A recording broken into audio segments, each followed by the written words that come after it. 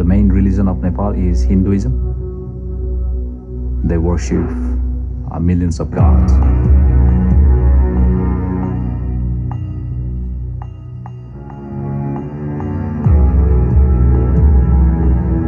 It's fine for a Hindu to believe in Buddha or even in Christ.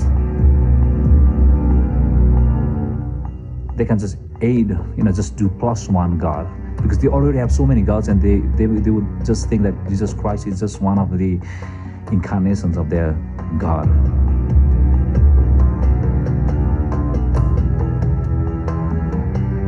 People here, they don't know who the real God is.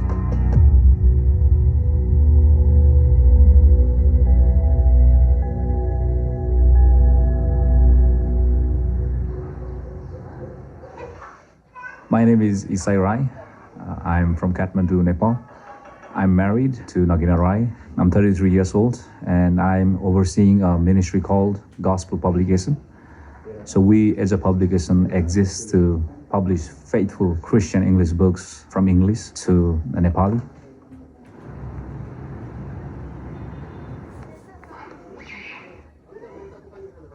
Hinduism is the main dominant religion with more than 70% of the population. And secondly, Buddhism. They basically want to achieve nirvana. Nirvana means like exit point, right? So if you're a good person, good thinking, good speech, good ride, and if you follow Eightfold Paths, then finally you will get to exit from this world. So you don't have to turn into another being. So if you do good, live good, then you will go into the another world, upper world, spiritual world. Hinduism almost the same. They want to achieve moksha. Hinduism believes that there is a cycle of rebirths that you have to go through as a man. As you go through that cycle, and finally, if you maintain goodness in your life, try to be a morally good person, do a lot of good works, live a good life, then you will be with God.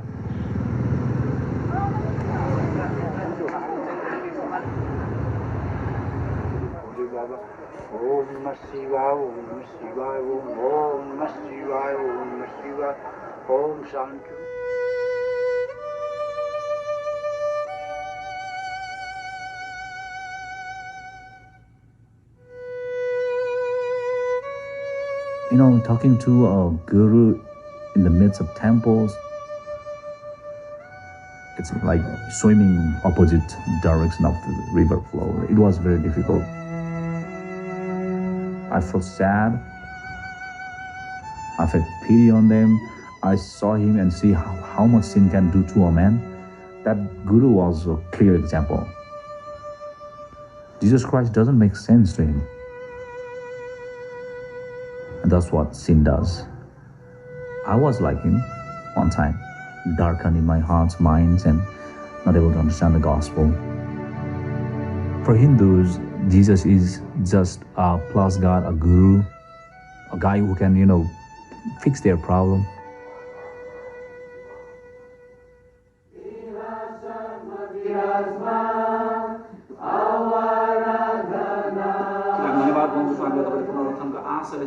As a pastor, I started realizing why congregation, they were not reading good books. They didn't have good books. So, I thought, why not start translating good books? That gave birth to a gospel publication. This is the office of gospel publication. So this is where we put our books, and people would come and they will just, go through the books we have on the shelf, and they will, take books home and back to their churches. Here, so this is our another office, and this is where a lot of translation takes place. So we have more to go in the other room. So we have reading taking place, editing taking place, and Again, the language checks going on, editing and proofreading taking place here, right here. So this is where we are. Small, flat, and yeah, by God's grace, we are doing well. I was introduced to Designing God ministry in 2011. A lot of questions that I had was being answered there from the Bible, and that helped me a lot to grow spiritually. So when thought about publishing books, so my mind directly went for Designing God because I've been shaped by the theology. Well, welcome back to the podcast on this Monday morning. If you are Currently, we're translating Astonished by God. We're also doing Ask Pastor John episodes. We have already translated 5 points, and one of the guys who joined our pastoral internship was really helped by the book 5 points.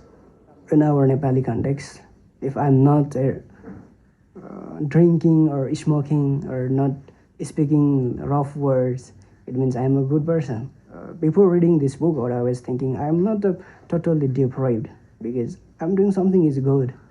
But when I read this book, and it helped me to say, no, all good things would be vain if I'm not in Christ, if I have not believed in Christ. This book helped me to understand, fully the gospel.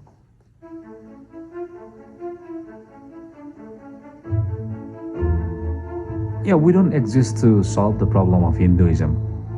We exist to solve the problem that Hinduism brings into our church.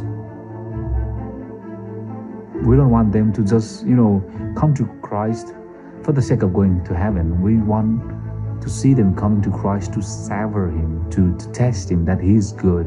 And that doesn't happen if they are not helped. So we want to help them.